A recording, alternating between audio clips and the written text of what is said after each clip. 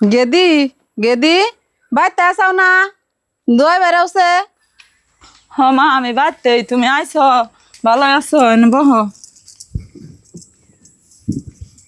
আল্লাহ রাখছে ভালো গেদি, ধরো এটা অল্প কটা হদা আছে, খাইও বেকেরে নিয়ে। আর বহুম না বেশি, জামাই কি বাড়তে আছে, ঈদের আগে তো ফোন টোন করাই হারি নাই। তোমরা তো জানোই আমার কাছে মোবাইল নাই, জামাই কি যাইবার দিব? মা তুমি জামাই বোন যাইবার দিব না?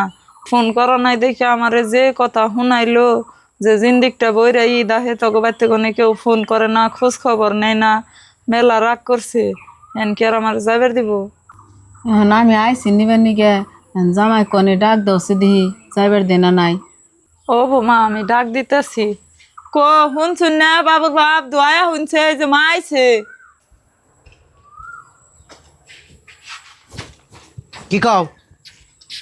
ও যে মা আইছে। তোমার মা আছে তাই আমি কি করুম?